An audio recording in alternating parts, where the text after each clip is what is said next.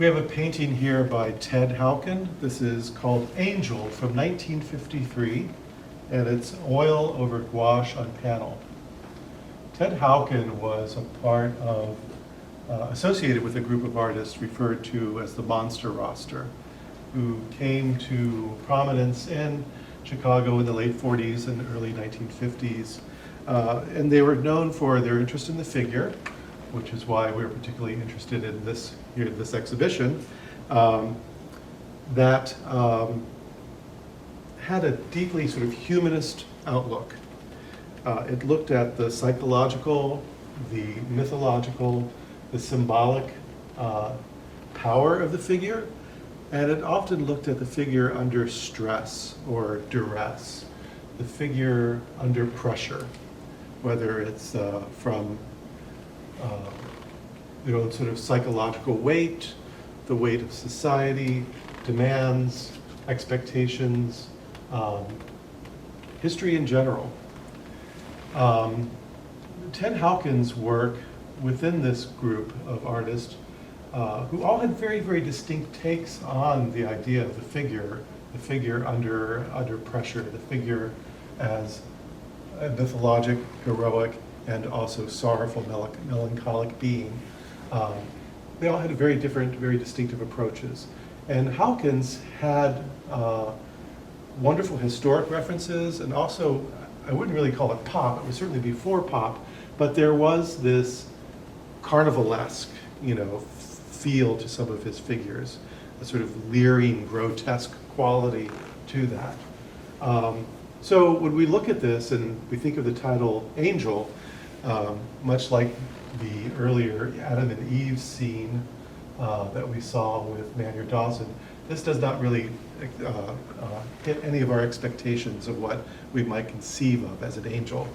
What we have is a figure with almost more like menacing bat-like wings, and as you look deeper into it, we have a central skull figure here with a top hat, but then surrounded by these other leering carnival clown faces, again with some of them with a skull-like grin. And then the body of the figure, which is this wonderful sort of atmosphere of circles of browns and dark gray blues. We have these other embedded figures, faces, skulls, and what actually are probably maybe a figure that was inspired by his studies at the Field Museum as a student at the Art Institute, something that looks possibly like a South Pacific figure here. So we have this monstrous, grotesque figure with multiple faces, some of them leering, some of them grinning, some of them quite grim. And we have this association with something that might be more of a figure at nighttime, like the bat. So this angel becomes an iconic figure that references this idea of like beings that exist in our vocabulary, that are mythic and symbolic in proportion, but which we can either try to make like us, or we can imagine them in their full unimaginable glory, their full unimaginable power, with multiple faces, multiple engagements, multiple points of entry into the figure, and many places where the figure is looking back out at us. So we are the ones under scrutiny here in this particular piece. So is it a guardian angel, or is it an avenging angel?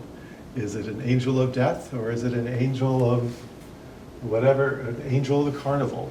These are all questions that are presented for us with this piece. Because also overall with this wonderful red hair and these cheekbones, there is a quality of it that has menacing, but is also satiric as well too. So there's a lot of work happening within this piece around the simple idea of what an angel might be. And this is something that the Monster Roster artists in particular were really interested in doing, was unsettling our expectation of the figure in terms of us, and making us look at something wholly different, but still within the grasp of our comprehension.